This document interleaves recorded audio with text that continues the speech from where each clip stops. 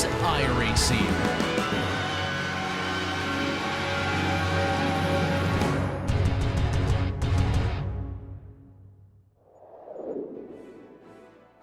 They say that history is often written by the winners, and this a circuit that history has forgotten. In time immemorial, it is iRacing's responsibility to bring this circuit back to life, and on a day in which history will be made here on the Global Sim Racing channel, it is the first round of the MX5 United season number 2. Welcome everybody to coverage from Oran Park Raceway as we find ourselves down under on a circuit which is now just a housing estate. My name's Jake Sperry. Alongside with me for today's action is Craig King with Christian Deploy in the director's chair. He's using the cameras provided by Dougie Beard. But 2 races tonight in the small Miatas, the MX5, the Mazda MX-5, which is so conducive to great, amazing racing, but a circuit which, while many have forgotten, we haven't. Here's a track guide to help you out.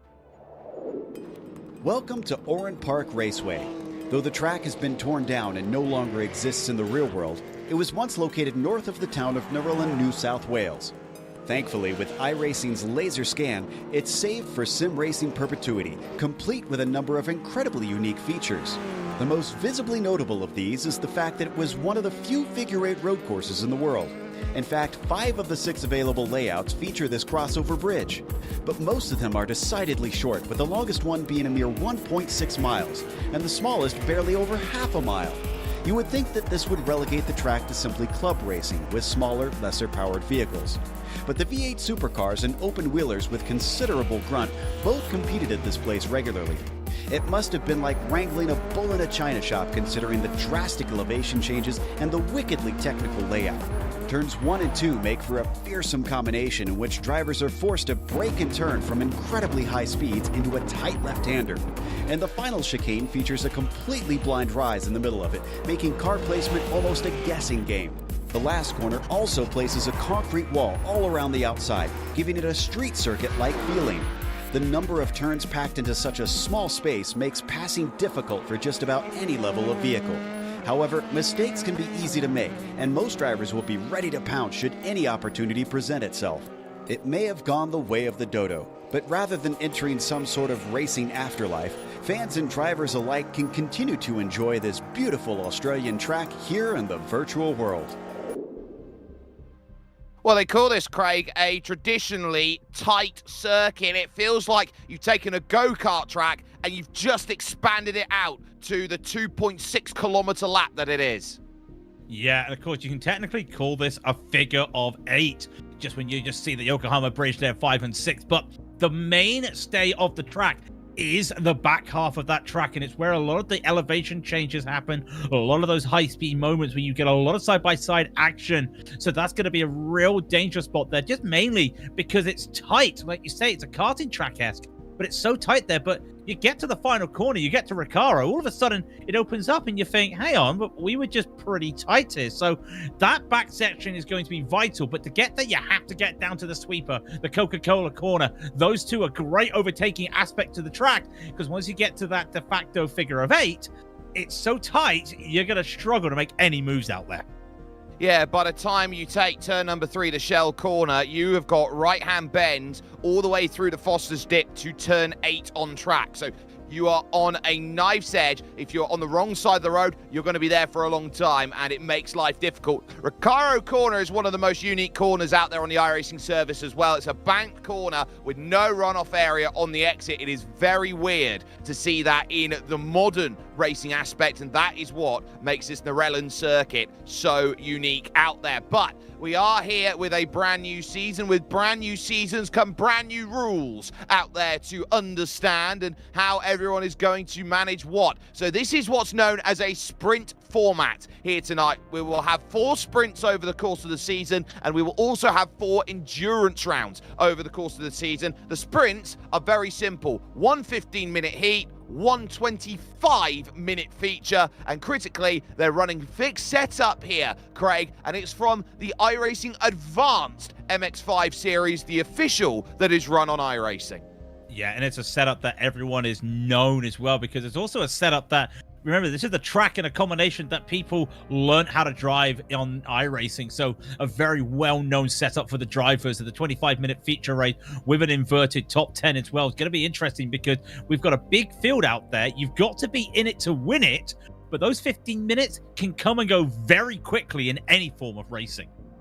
And when we say we've got a big field here today, we had pre-qualifications over the course of this week, and only the top drivers were able to book their place onto the starting grid. We had a number of drivers unable to make that happen. Qualifying has just got itself underway. There are 15 minutes on the clock here. There are 2 laps available for these drivers. So that means that as they go, it's solo qualifying, so they're not going to be out on track. They're going to be unable to take a tow from anybody else. But I like a good bit of Lego on my car at the moment, and there is the number 18 machine of Thomas Dell looking to try and get the outlap all sorted up over through the Foster's dip, dipping down the corner towards Momo. I hope that car just finishes in one piece.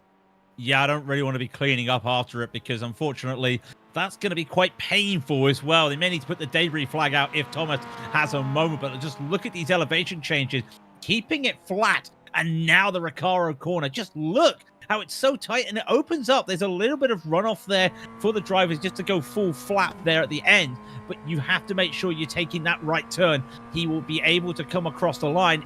That's his warm-up lap. That's his out lap.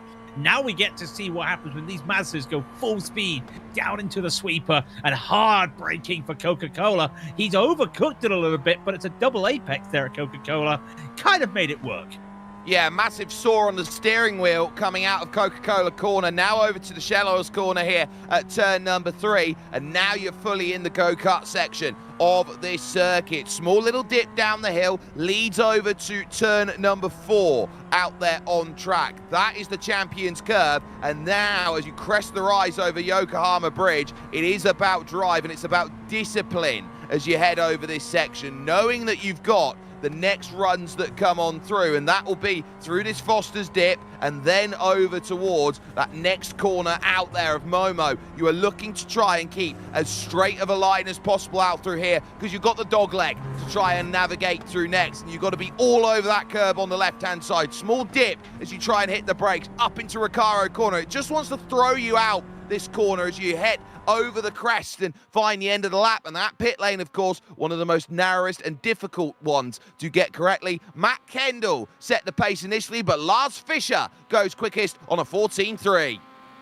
Dell gets himself into P3 as well. Will come for his second lap. One thing we've not talked about so far today, Jake, the weather and the wind. It's a 24-kilometer-an-hour westerly wind. And for those who want to know where is north here, well, it's north. I can't tell you exactly, but they're going to be getting a lot of side wind out there today as Adrian is going to go across for his lap time. That's a good lap time as well there to start off. And you see the mixture of the drivers, and that's the great thing about a series like this, Jake. It's a massive mix of drivers.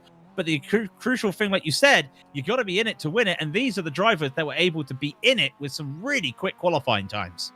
They absolutely are. It's going to be a headwind into turn 3 and a crosswind practically everywhere else. There's a look at Adnan Grozdanic, a driver who has a fantastic reputation of being right up there at the pointy end, one of the quickest drivers out there in the world of MX5 running. And it is a who's who at the top of this field, because you've got Ade Koba Lopez, Ade Koba in 3rd position. Grozdanic currently fastest in times. Jaume Dalmas is a 2-time champion of the MX5 World Sim Series. He's currently 5th fastest and can't improve on that. There is Ade Koba, a career that has spanned well over a decade, a driver who was part of the legacy, the world-famous Iberica racing team. And he is trying to go purple out there at this moment. We did see that Adam actually had a mistake, had to abandon that last lap, and that's a tap of the wall for Ede. So that's not going to be good. You could see the frustration, and he was just trying to get onto the throttle. He knew that if he could get onto that and lift up the throttle as hard as he could, early as he could, would be able to do something. But now David Teron What can he do? This number 7 car looking to see if he can get his way up, not the qualifying he wants to see from the 6,500 iRacing driver. Can he avoid the wall this time? He just misses it. This should be a pretty good lap, but just look how quickly that start line comes across for you, and it is going to be good, but not enough to send him to the top 5. Well, here's my shock at the moment as we watch Christoph Zander there in Team PGZ colours, making a charge for the line. 15-0 out there on that attempt, keeps him where he is. Ollie Bailey, the reigning champion, is outside of the top 10 as we focus on Per Sandberg then on his first of 2 qualifying laps out there. I am shook at how much of an effort is having to be put in here at the start of this, because 0.3 of a second, that's not good enough for your top 10. And we're talking 0.3. Like, that's a normal gap in F1 standards nowadays, and that just goes to show how tight it is. Remember, this is a 74-second lap for some of these drivers. It appear is coming around to the final time. You really need to go and just really find it, and that's why you've got to feel, if you're Lopez, that mistake at the end of the lap, Faru Ricciardo hitting the wall, was so frustrating for him because he knew that was going to be enough. He only needed to find a 10th, and he couldn't make it. But now we're going to see Sandberg, his first lap out here, which is going to be a second. It's a 15.114. It's only good enough for 21st. That's 7/10 behind the fastest lap time.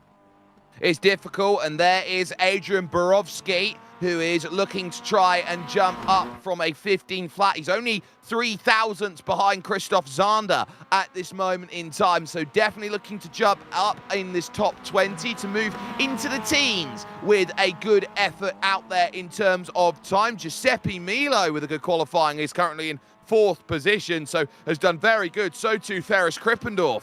Then the American in the 77. Over the line goes Borowski, and that is a 1:14.7. That is a great improvement there. 13 is a lucky number for some. It's unlucky for others. I'd say great job by Borowski, as Mustafa Kirka will now make a charge in the number 39 car. Hasn't set a time yet, but needs a lap. Needs a lap, and to be fair, any lap here will be able to set you up. We've got 40 drivers out there at the moment, so any good time here, get yourself up a few positions. You start in the top 30, and that's just a result in itself with such a stacked field. Comes around, could not get the throttle up, and I think had to do a little bit of counter steering there to make sure he was going to keep himself straight, but will come across the line. It's a 23.73. It's a tough time out there, but he doesn't have any more time out there. Just looking, Jake, I think most of the drivers now are just getting some practice time out here. 15 minutes qualifying, only need 2 laps. So I think they're just going to be getting a little bit of help. Just get some practice out there, because this wind, I think, is going to be a big factor out there for this race. I think it is, and Christian Correa hasn't put a single lap down on the board, so the 844 will be looking around and saying, can I go and jump up and gain these times? We've got Lars Ulrich as well, who hasn't put a time in, and Braden Hope, who looks like a fan favourite here today, also unable to put a qualifying time down on the board. So focus now on the Ecuadorian sim racer out there, looking to make that progress then through the dog leg and get this first lap all sorted. And it's all about giving yourself as much of an opportunity with these laps. You've allowed for everyone to set their times, and just 18 thousandths of a second is the difference maker at the front of the field. So you look around and say, what can you do? We are going to get the session advanced though, because they were only allowed 8 minutes. So grid is going to be set, and the field is now going to work. 15 minutes will be set on the clock, and Adnan Grozdanic has the pole position on a 1:14.331. Lars Fischer of 5-Star Motorsport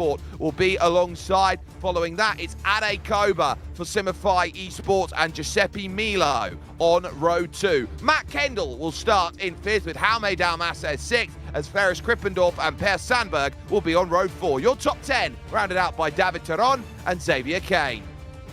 We get to the second page. Jamie Adigoli will be in 11. Ollie Bailey in a shock 12th there, with Justin Hodge in 13th, with Adrian Borowski in 14th. Henry Mackenzie Friedman will take 15th, with Michael Chase in 16th. Ismail Ulabau will be 17th. Nuno Ferreira will be 18th. Philippe Scaranio will be 19th. And Valdemar Marcher will round out your top 20. Eugenio Pulici will start in the blackjack position of 21st. It's then Christoph Zander and Jeremy Eulemans in 23rd. You've then got Charles Wolf alongside him. Vincent von der Mühlebrück will be in 25th with Adrian Lugnot in 26th. Row 14 houses Elijah White and Thomas Dell with Dennis Lins and Jorge Diaz then making up your 30. Final page, final three rows with Jake Ratcliffe in 33rd. Henry Mantle will take 32nd. Bruno Lisbosa will be 33rd. Charles Constantiniou will be 34th with Diego Coriander in 35th. Victor Bernap will take 36th. Mustafa Kirker, we just saw in the last of the time, qualifies in 37th, with Christian Carrera, Braden Hope, and Lars Ulrich all put in order in terms of iRacing. Yep, so with that, you've got everybody set and ready. 15 minutes on the clock, or 250 laps, whichever comes first in terms of racing action. My money's on the 15 minutes being conducted, and they'll get a short pace lap then out there to get up to speed and running, and that will be behind the iRacing BMW safety car, which is the newest of the safety car flotilla, which is put in by iRacing as a service. So they have that to work with, and with 2 minutes of gridding time already set and done, it now means it's a short run to get this start sorted and ready. This is all about close quarters combat. Hold yourself steady, give yourself every opportunity to go out there and make something happen in this race, because you know the moment that you find yourself wrong place, wrong time, you're going to lose a lot of places very quickly, because 15 minutes will go in the blink of an eye. This is a sprint. There's a top 10 invert for the feature. The green flag goes immediately, and we are underway here from Oran Park. It's going to be Adnan Grozdanic under pressure here. It's a good launch there by Lars Fischer, and now the rows are starting to form. 2 wide, 3 wide. Koba looks everywhere, trying to go and get this move. Fischer trying to hold around the outside. 2 off in the gravel. 2 off in the gravel, and it looks like it's a couple of names in the background. Looks like Javier Cadence per Sandberg. 2 of the drivers have gone around, and everyone gets around pretty quickly. Great start there for Grozdiak as well. Lars trying to go in there, still trying to find their way through, almost 3 wide, coming through the shell corner in the back of this top 10. Still trying to find their way through, but the front 5, already front 6 even, already got themselves single file, and it's just absolute carnage at the back. You do not want to see that if you're trying to make some moves. Single file till David Teron, who is side by side, and moving there is Ollie Bailey, looking to try and gain that progress, and does. Now you've got Henry Mackenzie Friedman, who will lunge down the inside, slow down, penalty surely there for David Teron as he tries to move himself forward at this point in the race. He's got himself covered through the dogleg, and look at that big wiggle, there's the tap as he goes through. He'll just about avoid the barriers as he runs on through there, but it puts him 3 wide with Ublau, and round goes Zander at the final corner. Yeah, 3 do not go into that corner, and more drivers going off as well. And it's Felix Cafganio who is also just going off there, not having the best of starts for him as he goes on. Teron still pushing on, and we look at Lopez as well. Coda's there. Big movers so far. Jake Ratcliffe up 8 in the front of the field, though. You've got Ollie Bailey already making up 3 positions, just the start he needed after not a good qualifying. Yeah, Lars Fischer having to defend, and the more that you start defending, you're going to lose so much time out there to those up there and trying to make it work. This is a tough race that they have set at the moment, but at least right now it is Ade Koba who is trying to work himself up into second, but Grozdanic is now getting the chance to run away here, over half a second clear at the front, working through, and you can see the intensity here for Ade then, for Simify Esports. He's got to really work then through the corners. He knows he's got Kendall and Dalmases and Milo and Krippendorf there as the group who will pounce if there are any mistakes shown. And just notice, he's on a formula rim. I know some drivers like to use a full round rim when driving these cars, and that's what you've got in the real world. But no, he's happy using the formula rim, so he's going to be really fighting. And that's why you're also seeing a lot of force feedback as he was going through the dogleg, trying to just make sure he holds on. Has to do a little bit of the defending, does Fischer. But Lopez, he gets it done. And Ade is going to just get that position, and that's important for him. Behind as well, I do see that Torres just making that move on Matt Kendall. He saw the opportunity. He wanted to get a position done. He had to go on the defense now, and it's all just bunching up a little bit behind. Jaime Dalmases is a terrier. He will go and nibble at the heels of anybody to get a place, and unfortunately it's Matt Kendall who's the one who loses out. Very clever to try and get that move done and sorted as the group now forms. A bit of side-by-side further down in the pack now as Adrian Borowski and David Teron start trying to figure it out over the top of Yokohama Bridge. But for the moment, the front of this field looks at Kendall and says, what can you do? And now behind Teron, it's going to be Michael Chase looking to try and get that move. Not going to get the run through the Foster's dip required, and now needing to set it up through Momo. We call this track one of the tougher ones out there in iRacing to go and make passes on because it is so narrow. Here comes Xavier Kane in a bit of a scrap here. Charles Wolfe then is holding station nicely. He's no citizen, but Xavier is trying to make the move, and that's a mistake from Wolf on the running of Recaro, and that's going to allow a nice little side-by-side. The Australian should know this track really. Remember, it closed 15 years ago, and they're still here thanks to iRacing just keeping this going. Can he make this move? But he's lost a lot of time here without the slipstream. Kane's just going to have to wait a moment and wait for the time. Oh, Hodge. Or maybe just a mistake, because that was a bit of late braking. Justin Hodge has had a mistake. He's dropped about 3 places. He'll fall behind Teron as he now works himself through as part of the Prodigy Racing League there with that livery that's their wonderful effort that they do in the United States. They've got so many amazing centres out there to try and get you from virtual to reality, and Hodge realises now that he's got the likes of Teron in front, Ollie Bailey, Ishmael Ublau as well, who has jumped up in front. Fastest lap is there with the purple check mark next to it. That is the Belgian driver, Jamie Rigol, who is there with that, as Charles Wolfe now has lost the place out to the Aussie Xavier Kane, who has now moved himself up into that 18th place. Give a nice shout out here to Krippendorf as well. Managed to hold on to P7, started 7th, but look what he's got around him as well. Jamie's right behind, the fastest man on the track at the moment, but he does have a little bit of slipstream. Giuseppe Milo right in front as well, so just gets that little bit there. We've had a few in the background, just having a few moments out there, and also a driver off at the front. It's lap traffic. Lap traffic. You have to keep your eyes open though, getting out the way, and you've got to say, applauding him getting out the way, because on a track this tight, the last thing you want is a back marker getting you held up. Yeah, that was Thiago Corilandia, then the Brazilian number 38, who was a lap down and in trouble. So that was going to be very difficult. And I'll tell you what is difficult. Jeremy Ulemans missed the start completely, decided, look, I'm going to get myself ready for this race, and he got caught short. Yep, he got caught short and didn't realize what happened, and unfortunately had to just wait. Unfortunately, he loses out, so he'll be starting at the back for the next race. Now, this is Elijah White battling Jake Ratcliffe here, and they've both made up some good moves this race so far. White making up 5, Ratcliffe making up 8th position. And then right behind them, look at that, it's Luino just trying to hold on. But look at David Teron really trying to not lose some time out here, and he just keeps going backwards. He's down -8 for the day as Ferreira gets on past him. It's really out of the frying pan and into the fire for the Spaniard.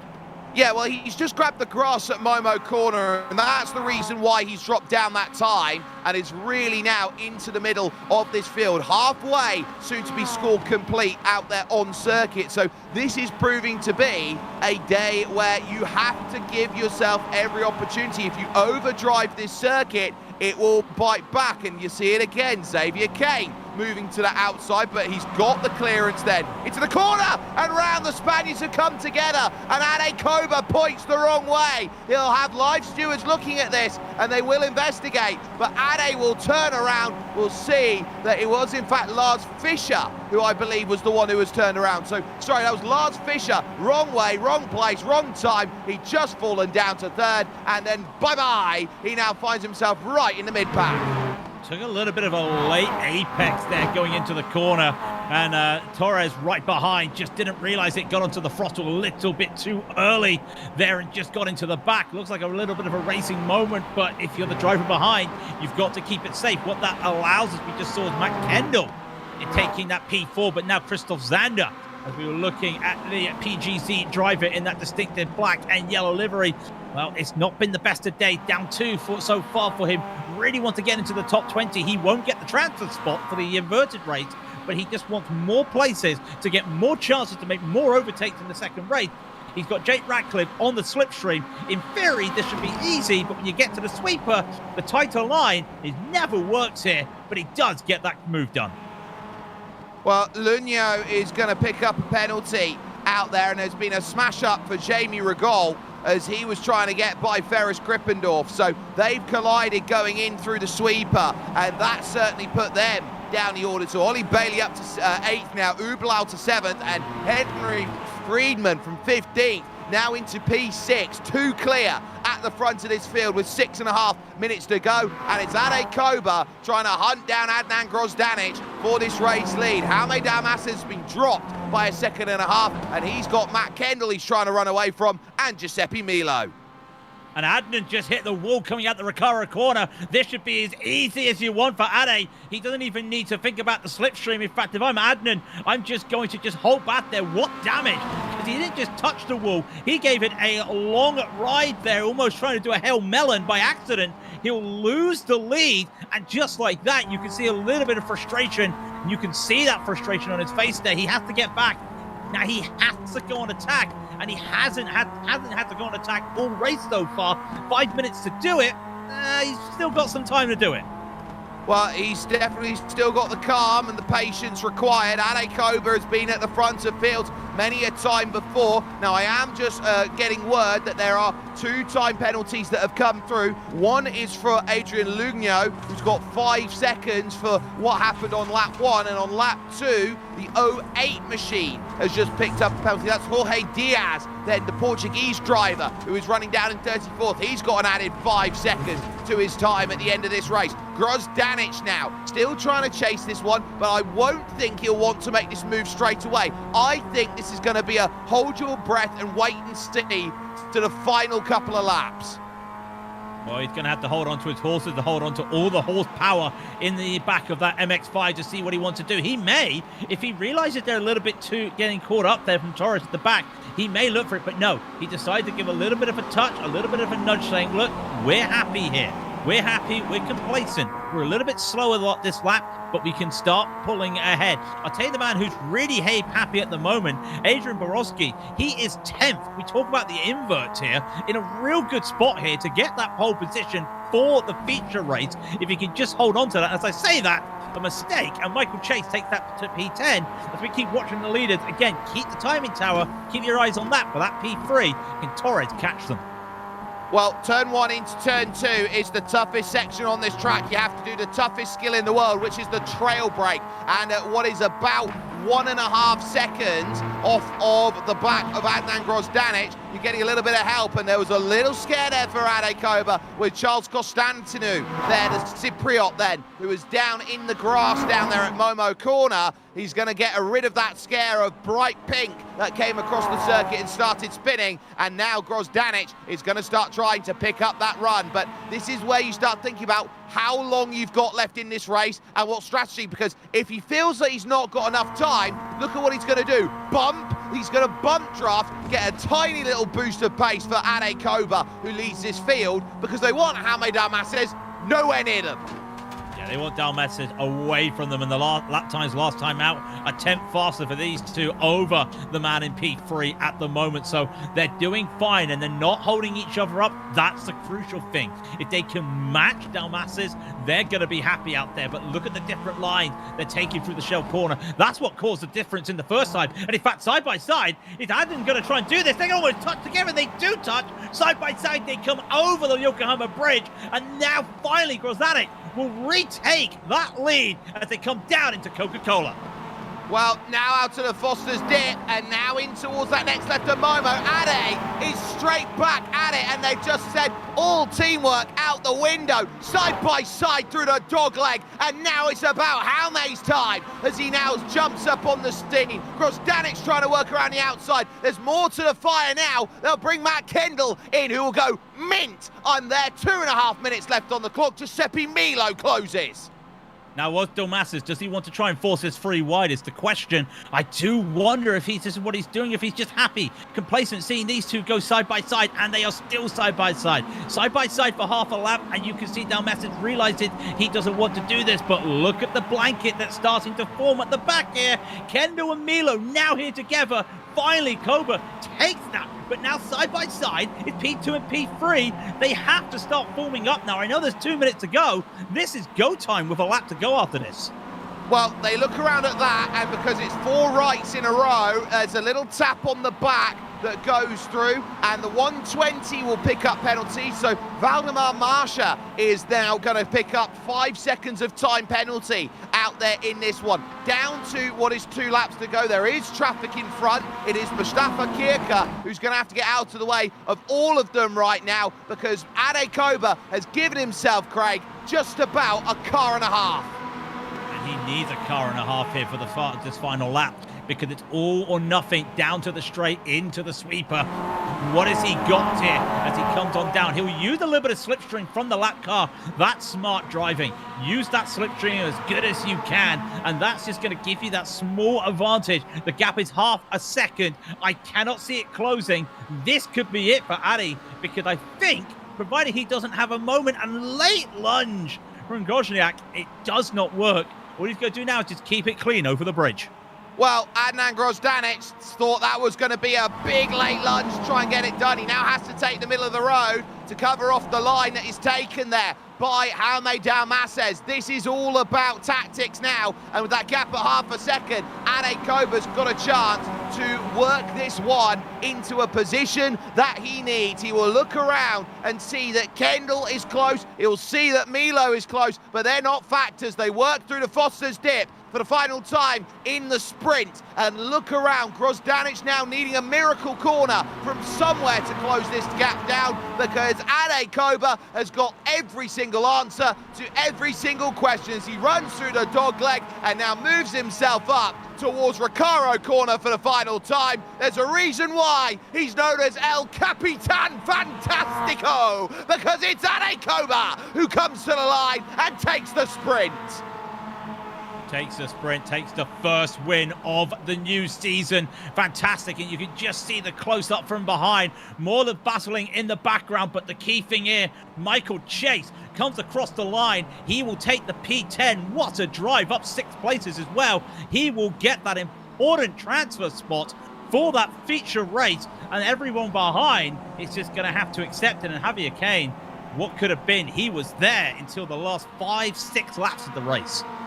Well, this is what you find. Drivers will gain places. Drivers, though, if you gain one, will have to lose one. And we see the final few drivers making their progress. They'll go all the way back to Victor Bernas, who is there, the Hungarian, down in 35th position, trying to make progress to the line. But what a finish for this first race of 2. We're going to add 10 minutes to race number 2, but this is how it all ends up. Ade Koba picking up the result, 15 minutes and 4 seconds only, so they weren't too far away from hitting 15 minutes on the dot. He will take the win by just 0.3 of a second over Adnan Grozdanic in second, your pole sitter. Jaume Dalmases will end up in third, with Matt Kendall in 4th position, and Giuseppe Milo rounding out the top 5. Henry Mackenzie Friedman, what a day for the 4, gaining 9 spots, and 10 for Ishmael Ublal from 17th to 7th. Justin Hodge will pick up 8th ahead of Ollie Bailey, and then Michael Chase would round out your top 10. And that means Javier Kane will finish in the unfortunate 11th spot today. Aidan Borowski will be in 12th. David Taron will take that 13th. Good recovery for him. Nuno Ferreira will finish in 14th. And up 5 for Valdemar Marcher in 15th. Charles Wolfe will be in 16th. And Lars Fischer, an unfortunate race for him, will finish in 17th. Ferris Kippendorf will be in 18th, also unfortunate. And Jamie Rigoli as well in 19th. Christoph Zander will round up the top 20. Just hearing word that Jaume Dalmases has received a 5-second time penalty post-race, and so that will drop him from 3rd overall back down to 6th place. So the penalty will certainly hurt. It will not affect his grid position, though, for this one. And then the 95 will also take a 5-second time penalty. So Jamie Rigol gets a 5-second penalty that will drop him down as well. Elijah White is 21st with Adrian Lunio with penalty in 22nd. Per Sandberg and Bruno Lisboa 23rd and 24th, with Jake Ratcliffe and Christian Correa there in 26th. Braden Hope moves up to 27th with Vincent van der Meulenbroek then in 28th, with Thomas Dell and Philip Scriffignano rounding out your top 30. 31st is going to be Dennis Lind. And then Henry Mantle will be in 32nd. Lars Ulrich will take 33rd. Jorge Diaz will be 34th with Victor Burnoff, the last man on the lead lap, at 35th. Mustafa Kirker will be a lap down in 36th. Charles Constantino will be 2 laps down in 37th. Eugenio Pellucci will be retired in 38th. So is Thiago Coriandia in 39th. Jeremy Ulemans, well, unfortunately, he missed the start of the race. Hopefully, he can get back out there for the feature. We certainly hope so. We do have a driver waiting around to chat with us. He finished 2nd overall in that first race, and that was Adnan Grozdanic, who is here with us now. Adnan, it's tough when you're out there racing. These drivers are the creme de la creme when it comes to the MX-5 field, and you find yourself there with Ade Koba just bearing fangs down on you. How tough is it out there today to get a pass sorted? It is very tough. It is very tough. I mean, it's Oran Park. It's a narrow track. It's a very technical track, not super drafty. So quality matters a lot. So I was really happy to put it on pole there. I could get away from Lars and Ade a little bit. Yeah,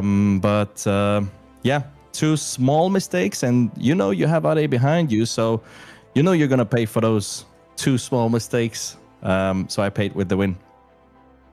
How important was it for you to try and get that move? Because it looked like you just had that pass sorted. Ade came firing back against you. You were trying to keep Jaume at bay at 1.2, 1.3, 1.4 seconds. And then all of a sudden, 3 corners worth of side-by-side and all that work's gone.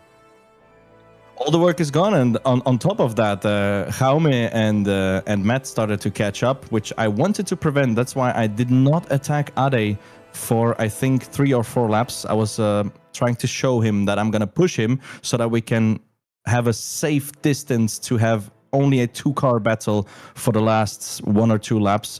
However, Jaume and Matt caught up, and you know, those 2 guys are really quick, so definitely an intense race. I'm looking forward for the next one. Right, at 10 minutes on the clock, you've got the top 10 invert, which now puts you 9th for this one. How do you look to pick and choose your way through the drivers in front of you? First observe. I know who I have in front. Also very fast guys. So the league is super competitive, very competitive. And I'm gonna observe, and then I mean, if there's a gap, I'm gonna go for it. But I will definitely play it safe. It's a long championship. Well, we'll hope it works for you then in the feature coming up. Adnan Grozdanic there joining us, a 2nd place finish there in the sprint. And Craig, as they head to this feature, this is a chance for drivers who are maybe a little bit slower and off the pace to now hold their own at the front. Yeah, and the important thing here as well, they've just had 15 minutes to understand how to drive this. When I say how to drive this, they know how to drive it, of course. But this is the sort of thing that you have to follow these drivers, and you probably learned something just following some of these drivers as well. Now you put what you've learned in 15 minutes into 25 minutes, and realistically the first half of the race probably won't be as chaotic as the track temp gets hotter, the wind keeps blowing. It's going to be almost a different feel to that track as well. They're going to have to manage that on top of managing trying to get around more drivers. What can Michael Chase do is the question, though, at the front. It's going to be tough to hold off this sort of field. Well, we're going to have to fly quickly through this grid because I think they're only going to have a minute's worth of gridding time as they get themselves ready. But it will be the 371 of Michael Chase who will have the control of the field, with Ollie Bailey alongside for company. Justin Hodge and Ishmael Ublal will be on row 2 with Henry Mackenzie Friedman and Giuseppe Milo in 5th and 6th. It's then Matt Kendall and Hamed Amasez 7th and 8th, with Adnan Grozdanic 9th and Ade Koba rounding out your top 10. Yeah, then quickly, as we know, Javier Kane will be in 11th, Adrian Borowski in 12th. David Toron will be 13th with Nuno Ferreira in 14th. Valdemir Marcher will be 15th. Charles Wolf will be 16th, followed by Lars Fischer in 17th. Ferris Kippendorf will be 18th. Jamie Dragoli will be in 19th. And Christoph Zander will be 20th.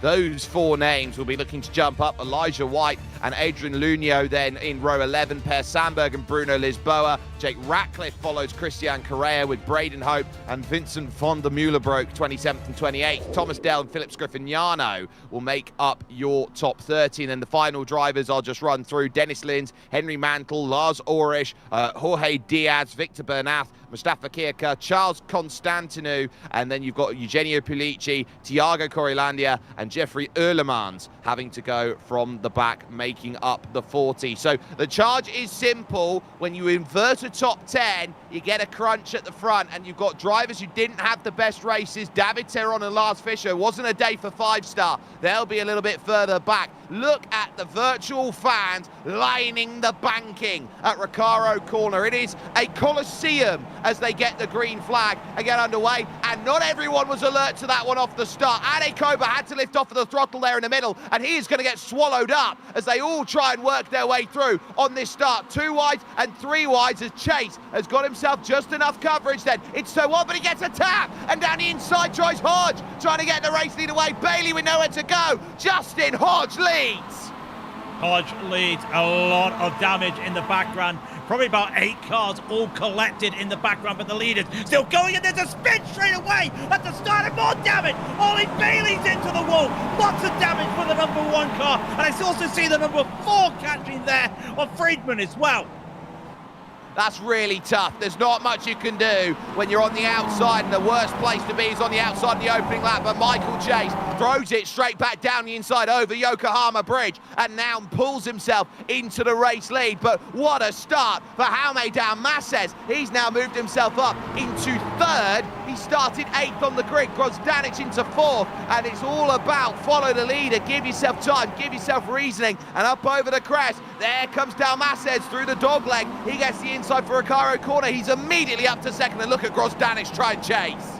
He's trying to chase, and is that a little wall tap there for Dalmes? It is, but now you see that Aaron is going to have to try and work this, and I wonder, yes, Dalmes is actually going to give him the tow. Ismail Olabal's right behind as well, going to give him the tow, give a little bit of a bump, and that's just a little bit of a heads up.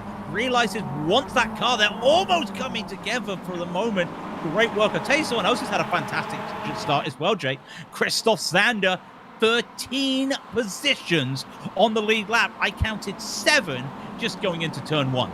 Well, he was alert to where the green flag went, and he went when everyone else didn't, so he got a wonderful launch, and that's why he's up the order. And there's still the likes of Ade Koba there, Xavier Kane as well, down the inside and on virtual home soil, quote-unquote, get an extra 2 tenths. So for Zander here, the German, he's now going to have to fall into line and work out where he goes, and he was too close to the back of Xavier Kane, had to lift out of it through Foster's dip. That brings Ade Koba to Momo Corner, and he has been making that his corner to go and make these passes. The race winner from the sprint jumps up and gains a pass. Yeah, can we, I know the track is now gone, but can we call Momo Corner A-Day Corner?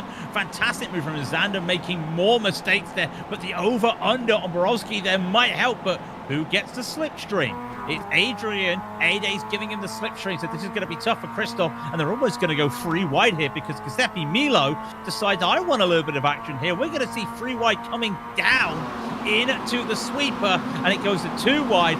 Great move here from Milo. Is he going to take it? Oh, that's very late. Gets it done, though. He leans, and by leaning on the car on the outside, it's a little bit not great out there to try and lean on a car, but you can get that done sometimes. And these MX-5s, they're not built to be brittle, they're built to be thrown about again, and so there is more progress to try and go. And Milo now sits himself in on this. Borowski looking to try and jump, but it's now main Trainsville right now with Grozdanic and co then trying to deal with the likes of Dalmases, because Michael Chase has fallen back to 3rd. As look how busy it's getting. Yeah, look how busy it's going. Grozdanic took the lead at the Coca-Cola corner. A mistake from Dalmases and Chase allowed him to make that move, and just look at it. This is not a straight file. In fact, lead position change once again. Dalmases side by side going with Grozdanic. This is going to be the moment, because Grozdanic was fastest last time out. They're going to go side by side. Who's fastest this time? It is Grozdanic, but I just can't see anything giving there. And I think that hand movement was him saying, take it. I'm just going to have to wait my turn. Look, I think Adnan wants to break away. He knows that he's got drivers behind like Michael Chase, like Justin Hodge, like Ismail Ublau, who are all there. They want to break the train. They know they've got drivers like Ade Cobra at the back of this wanting to dive through and gain places. He just jumps through on the back there on Xavier Kane. Now they get the side-by-side, but Justin Hodge wisely falls into line, realising you cannot let drivers of that calibre gain a couple tenths. And Chase here, the pole sitter, corking the bottle. Corking the bottle, but tip your hat off to him this early, still battling up with these runners, because he was 10th, but he had to work for that 10th, and he has the pace, and he's really showing it. This is where the technical section comes, though, for him. Right behind, look at this queue he's got behind him, though. Ublau, Kendall, Lopez, Coda Lopez as well, and even Javier Kane. It's a very tough, and you said it, I think we've got to just say it. That is a cork right now, and really, if I want to take that cork, throw it on my little hat here, because we are down in the wonderful Australia. It just feels like we need a few more corks for our hat, though. Well, here comes the pass from Justin Hodge. He needs it, and he needs to get clear quickly, because it's 0.8 of a second over to Adnan and Jaume at the front of this field. There's the launch, and off the road, slightly through the gravel, goes there the likes of Michael Chase, and he slides over the gravel that's brought back onto circuit. He'll lose all the places now. Ublau through, Kendall through. Here comes Ade Koba, side by side, looking to jump down the inside, and that puts him in the top 5 of the fastest lap as well. That's important as well, if you can just hold that position. Real good recovery drive. He's not been able to do it quickly, like you see Dalmes and Grosjean, sorry, but he has been able to be smooth, and smooth is fast. There's still 19 minutes left in this race, so he still has time, and he can see the leaders. The gap between P1 and P5 is just 2 seconds, and on a track like this, 2 seconds can come and go just like that. These two at the front, I don't think they're pulling ahead enough here, Jake, to really make it work. Craig, do you see those Ayrton Senna gloves that Ade's wearing? I see those Ayrton Senna gloves, and I think he might be looking for a gap. That's what I'm thinking. I think he's looking for more than just a gap. I think he's looking for a way to jump up. 7 minutes then, has already found a way through. I'll tell you who does need some credit out there in this race. Lars Fischer, up 7 and into the top 10. Good recovery from him so far in this one as they work through the sweeper. And look at the groups right now. Mid-pack looks absolutely stacked right now. Yeah, wonderful mid-pack here. We just miss it, though, with Coda. 8-8 managed to get that move on, but has to now go around the outside of Shell to make this work. Some contact there with Ubau as well, and I think he's just going to have to leave it. He did a really late send into Coca-Cola, and it not worked for him. And now, 4 rights don't make a wrong. But unfortunately for 4 rights, it might mean another loss of position here for Coda. Just holds on to it, but look at the traffic right behind. Are we going to say we've got another cork in the bottle? Well, Ublau's making it tough for Ade Koba to get through, and they have just dropped a second and a half at least then to Justin Hodge, who's in 3rd position, with Chase, with Milo, with Fischer. They're all there. They all want to jump through. This is one of those categories, and you see it, the likes out there every time you go and see Daytona Racing, where you got the 24-hour that comes through, but you have the likes of the MX5 series that runs through on the IMSA side. You see that it's all about coordination. You are racing each other. You're all rivals, but you're going to have to work together if you want to go and make places, and that's what makes life difficult. Here, down the inside goes Giuseppe Milo, looking to get this done on Michael Chase, and he's going to manage that one, and off in the background goes Borowski. He goes miles in, and he's in the barriers. That's not where he wants to go, and I think he may just clip the gravel when braking for that corner. So much gravel just around on the track. We just saw it as well with Milo. He saw Javier Kane in front have a little bit of a moment and tried to utilize it because he went off and had to come back onto the gravel. Michael Chase battling Lars Fischer here. This back of the top 10 is absolutely battling right now, and they still can't work themselves out of where they want to be or who wants where. It's just real smart and good aggressive driving, and the drivers, this is what you want in an MX-5. You want to see this aggressive driving, you want to see the bumping, and it's all friendly and it's all safe.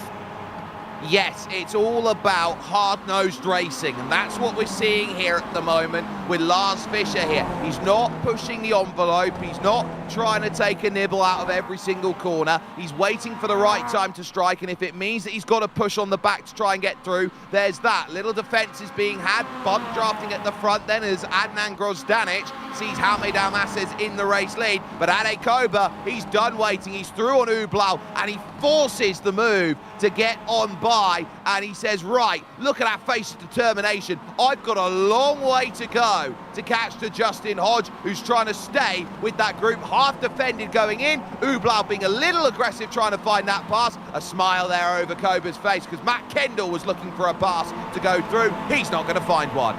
You saw Ade there when he came on the cameras there. He just launched his shoulders a little bit, just relaxed, because he now knows he doesn't need to be aggressive right now. He just needs to be hot lapping. Michael Chase trying to see what he can do, and he's not had the best here. Once he made that mistake, he's back where he started or ended in the last race. He's down in tempo. He's got Lars Fischer right ahead, starting to lose a little bit of time, but look at the names behind him as well. Friedman, Terron, Rigoli. Terron only in 12th. That's something we were not expecting. Just can't get it going today. He wants to be up with these guys at the front. He does, and David knows that he gave himself a tough place to start, and he hasn't quite had everything that he's wanted. So it's going to be a drama for him to try and work through, but you don't want to start your season off with 2 results which don't quite get what you want out there. So Ublau holds himself steady. He can't get by Ade Koba, and now this group will have to work as the front 3 are clear. I want to go a little bit further back down the pack, though, and give a little bit of love down there. There's been some good drives through. I want to see an old South Waleser here against New South Wales' circuit here. Jake Ratcliffe in the 8 right now. This is a great group down there with Linz and Dell and Correa and Marcher. Great little thing here. New South Wales, I don't think he's got the blue on him today. He's got the Welsh Dragon Red there as he's trying to get to Braden Hope. He is up 3 places, and that is actually a respectable 3, because look at the carnage around. Look at all the drivers making up moves here, really trying to just put it out there, but it's just very tough to make some moves, and he's up 3 places mainly due to this start. What a chaotic start it was. Yeah, let's take a look at it then here on the GSRC replay, because this is Henry Mantle who's on the back of this, so he will see everything that goes along in front. So he's hitting the brakes, and look at it, smoke screen to the left. Oh, car launches over the top of him. Goodness gracious. Goodness gracious, and it still goes on as he tries to make some moves, but unfortunately he slowed down. Some of the drivers didn't slow down. Now remember, there was a rolling lap out there, rolling start for them, so you've got to think that some of them were going a little bit fast that they would normally go. Coming down to the sweeper, should have been aware of what was happening, did not get on the brakes, and we have heard that the incident on lap 1 will be investigated after the race. Going around is another driver, but these guys still battling hard, and I'm just starting to wonder, are they catching? I don't think they're catching the leaders. No, they're not. So Kendall through. Now it's Xavier Kane who gets through on Ismael Ublau. Now Giuseppe Milo will look to the inside. Will the Italian trying to dice this one out, and just about clearance there for Ismael Ublau to hold that steady. Lars Fischer watches and waits on the back, but they've realised that if they're not going to work together, they're not going to chase. This is what we call a draft-dependent car. If you've got a toe, it's the equivalent of a second. And a draft-dependent car on a track with one of the longest straights here, as we just go to see, is Milo going to make a move here? But look at it, this is draft-dependent, because Milo would love to just use this draft to make an overtake right now, but there's a double toe here. Kane's giving a toe, so he just forces himself to the inside. That's not what you want to do, that you don't want to try and force the issue at the sweeper, because to take the shallow line, it's actually slower than taking the normal line. Yeah, bit of lap traffic. Mustafa Kirker is there. Let's take a little look then at the incident that we saw for Ollie Bailey earlier on, as Milo holds himself in line. So Bailey is there in 4th position. He hits the brakes. The tag is there between the likes of those around. And basically, as Mackenzie's got nowhere to go, Ollie does such a great job of not bringing that back onto the racing surface. If he did, that would be an unsafe rejoin, and he'd have a drive-through penalty for it. Yeah, and he'd be getting a very stern telling off after the race, and apparently he isn't using pedals today. Oh, trouble. Trouble at the front, though. Trouble. It's actually Jamie Rigoli just getting caught up there with the 95. That's Rigoli, sorry. Not entirely sure what happened, but that's a very tight moment to try and go side by side coming through the dogleg. Well, it was through Momo first and foremost, and Mustafa Kirka was being lapped by everyone, and a little lack of awareness. He took a tap from David Teron on the side, and that sent him into the path of Jamie Rigol, who will listen and say, that was not what I wanted, and there will be a very big discussion about that as they go. Ismail Ublau still stuck in this battle at the moment, but as we're soon ticking to 10 minutes to go, I can't help but look at those front three and think that they've still got something to prove out there. Torres Grozdanic, and a great drive here in this one for Justin Hodge. Yeah, give your hats off to the 99 in Justin Hodge. There he is right there. He started third, and he is still third. And when you look at all the drivers that were in this reverse grid, the inverted grid, there's only four, that are still in the top 10. And one of them is Justin Hodge, but look what he's having to do. He's having to catch up, and credit where credit's due. He's in the slipstream range, but the moment you come to this straight, those two are just working together. There is nothing Hodge can do once they come to this straight, and that is the nature of Mazda Draft Trap.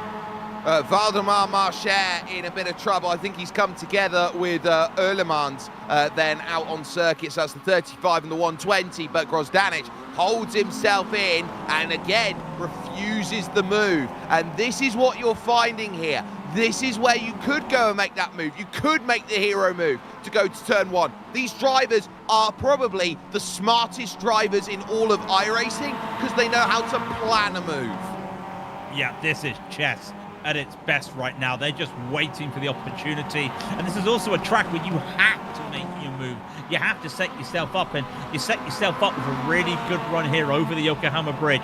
You come on down, you wait to Foster's dip, and you just hope that maybe the car in front has had a little bit of a moment with the elevation change, and the car just getting a bit off tilted there from the bumps. And then you start to really apply the pressure here. Going up, you go into the dogleg, more elevation change. And now you're thinking, make a mistake here, and I can set myself up out of Recaro to make a move. That's what Grostanic's looking at, but the gap is 1.1 seconds. I feel like he's just going to be waiting once again with 8.5 left on the clock. Well, you could see it there. I am just that close to going and making this move and getting that clearance, and there's the bump, and they break the second on Justin Hodge, and the rubber band will surely start thinking about snapping as they go in towards Coca-Cola corner, turn 2, out there on track. So they are really trying to work and say this is what the race is going to be.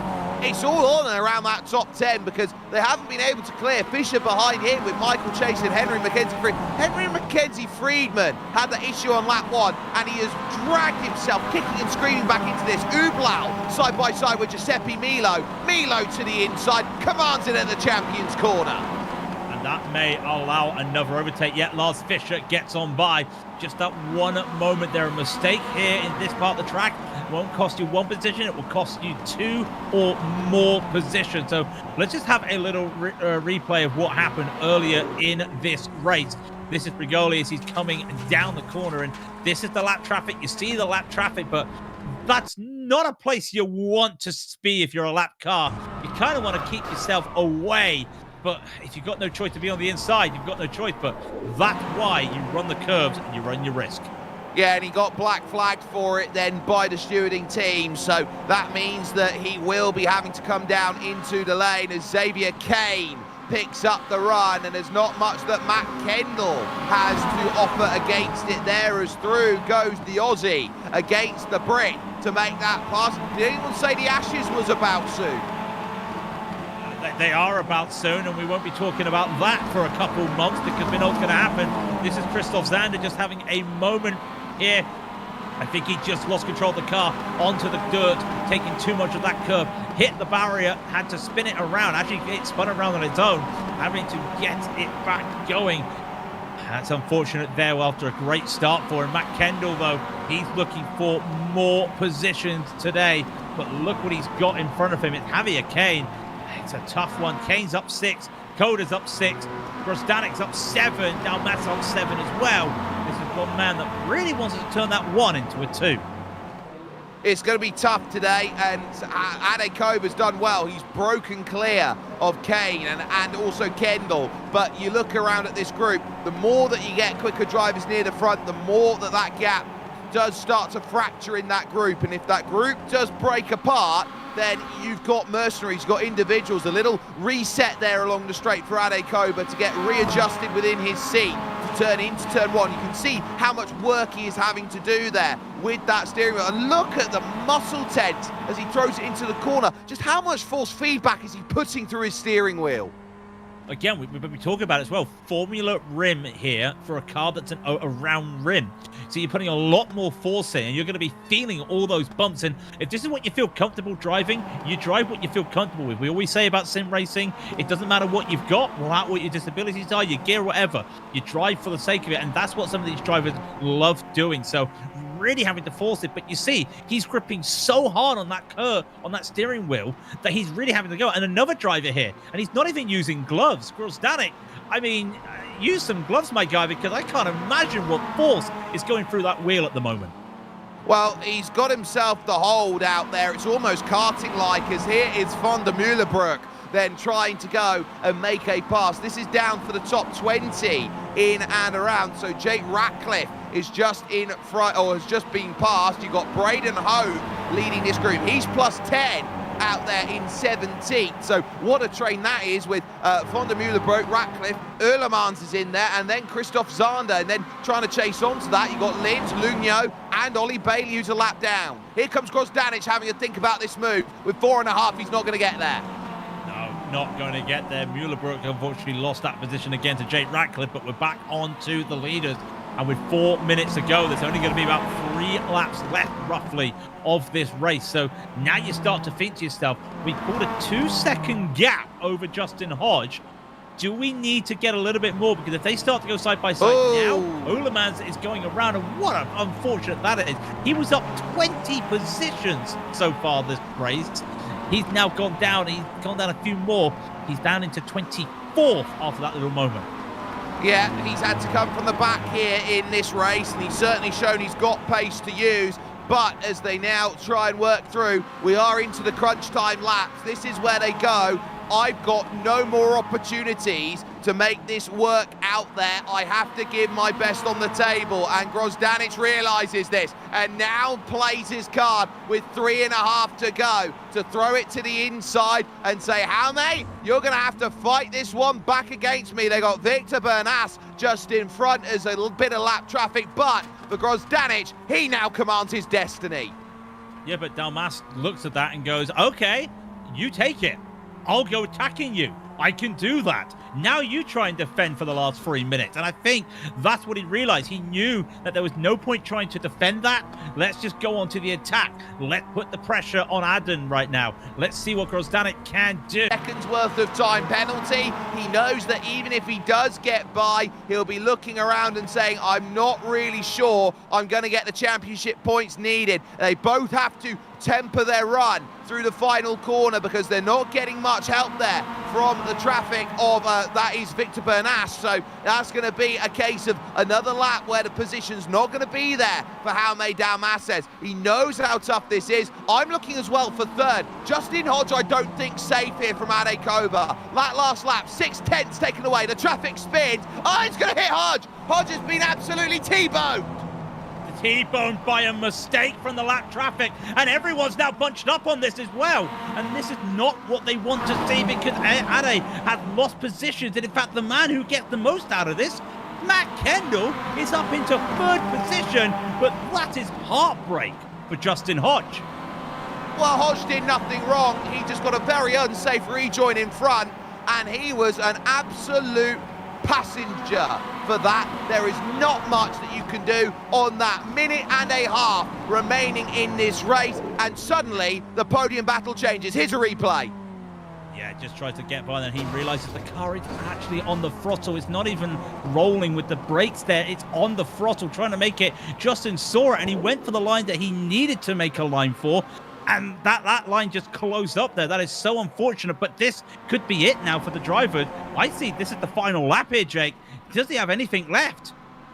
Well, here comes Jaume Dalmas to try and prove that he is the one who can win it for the masses. out there. Grosdanic with a hefty defence through the sweeper and into turn 2. And now can he go and get this one working? Outside line searching. Ade Koba's going to throw one up for P3 in the background. He's going to get the clearance on Chase. Outside line. Can he pick one off the exit? Well blocked by Grosdanic out there. Dalmases thinking he would have had a run up the hill. He's not quite got it. He's all over the rear through the champion's corner. And now, can he crest the rise over Yokohama Bridge and sneak one to the inside? Not quite. And look at how that gap opens up by a car length going through. In the top right of your screen, Koba's got clearance, but that will continue to be Kendall's drop down through, Milo through, came through. Grosdanic now with just a couple corners to hold himself steady on, because he knows that Dalmases has one last throw of the dice left through the dog leg, and a mile from Mercaro corner. You gotta throw it. They will stand in unison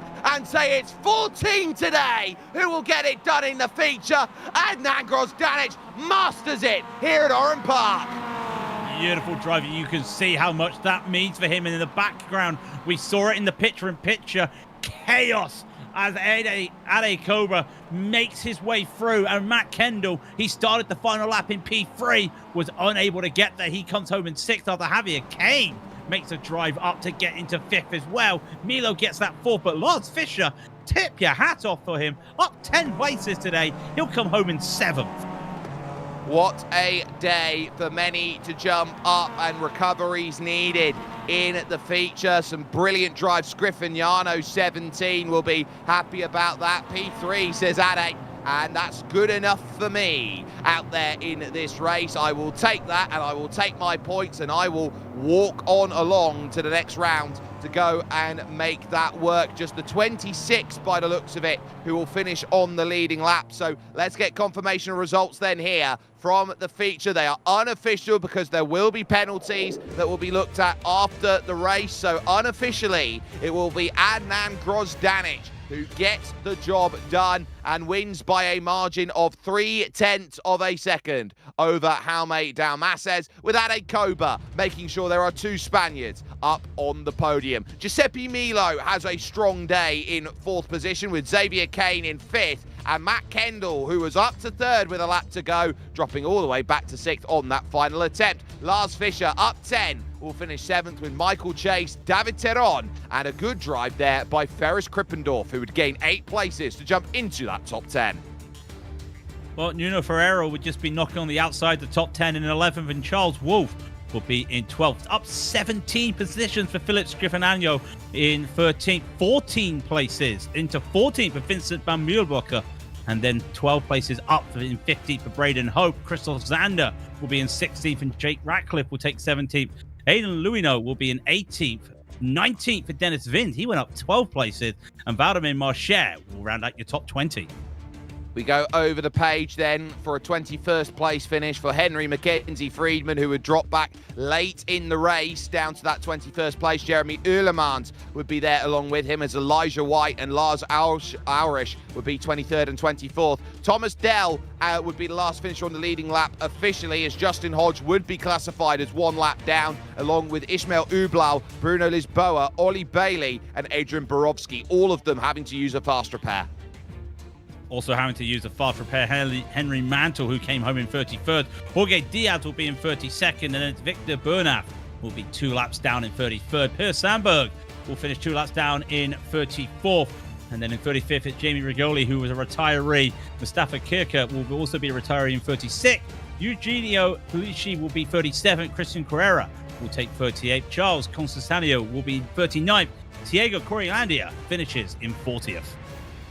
So that is the field all stacked up and sorted there from the feature. We will jump down the virtual paddock. Standing by with Adnan Grosdanic is Craig King. Yeah, Adnan here with me, and I think we've got to talk about that lap 1 because it looked very chaotic there. Somehow you came out of it pretty clean, and that set you up for the rest of the race. Yeah, lap 1 was... Yeah, I think doing PCC on iRacing definitely helps with lap 1s. Yeah, I would say I also got a little bit lucky that there was a lot of room. But yeah, if you have a gap, you go for the gap, right? Well, we talked about that with the Senna, and we did say there's a gap, you've got to go for it, and you did indeed. Now, you started in 9th, of course. You had to work your way up. Tell me, what is that mentality you have to go through when it is that reverse grid? Because you've done the hard work, now you've got to do even more hard work, and you have to work it, and it looked like you had to get there fast because Dalmes was really pushing aggressively early. Were you just trying to play follow the leader? Well, definitely if there's a top 10 inverted and you're in 9th, you have to know who's in front of you. And like looking at the names in this league, I know that we have quality drivers in front who are equally fast as me. So I just go for the safe overtakes. And yes, at the end, Jaume was a little bit well, he was aggressive at the beginning, so he wanted to battle. I did not want to battle because I wanted to play the long game. I wanted to break the draft together with him against, who was it, P3 Justin, right? So I wanted to work with him to show him that, like, hey, I'm not going to go for the move. Let's play together. But here's the thing. The more I want to bump draft him, the closer I have to be. And the closer I have to be, I don't have a lot of visibility, which is making things a bit more difficult. But yeah, went pretty well. Yeah, it went pretty well. And then with 3 laps to go, you made the move. Were you thinking it was a bit too early? Because that was a little bit of a thought there, because there was still time on the clock for another late lunge, but it looked like you timed that to the right moment. I had to go for it. Yes, indeed, you're absolutely right, Craig. It was earlier than I wanted to. However, he touched the wall after the last corner on the exit, so I did have to make the move since I had more overspeed. Bumping would not make sense in my opinion, so I had to change the strategy and think about defensive moves, which went really well. So the last lap, I think my defensive move in turn 1 last lap was crucial, and also on top of the bridge, same thing there. So congrats also for Jaume and Justin for having really good pace. This is really nice, guys.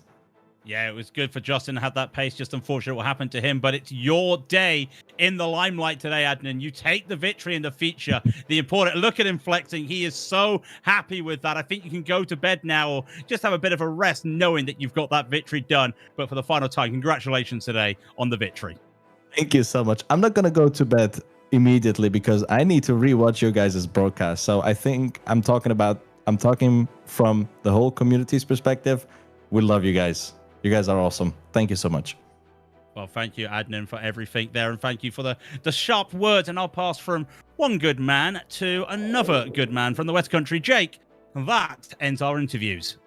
It does, and what a sensational night of racing we have had here with MX5 United here on the Global Sim Racing channel as part of a Genesis Extreme production. That is what you call amazing sim racing. You can catch it here with us for what is 8 weeks in a row. You've just had week 1, but week 2 is going to be on the horizon on what is a rolling calendar, and it will be, at the moment, the Circuit Park Zandvoort, which will be the next challenge, and it's the 4th of November. You'll want to jump in with that at 8:15 UTC. That will be 3:15 Eastern for those who want to jump on and see what the Dutch Dunes will have in store for everyone here in MX5 United. There are great races on the horizon here with us as well, because Skip Barber is heading to the WeatherTech Raceway Laguna Seca for its next round of the championship to round out your October running. And then into November, Zandvoort for Grand Prix Legends. IMSA Vintage will be jumping up to Barcelona. And then the classics end on Sunday with Portland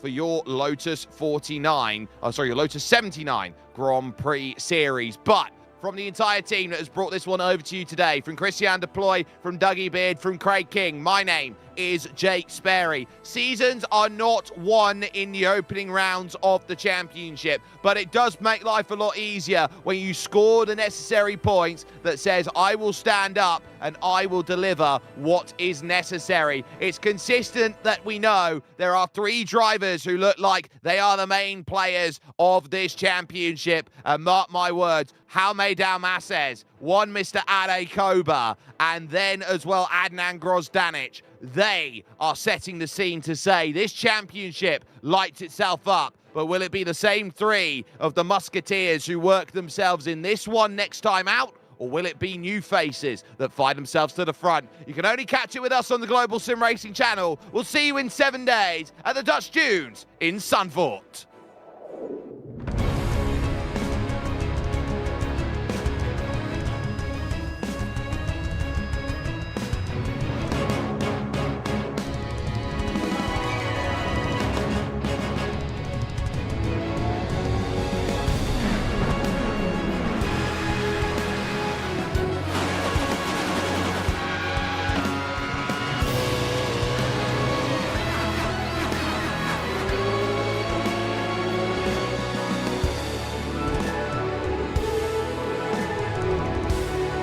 This is iRacing.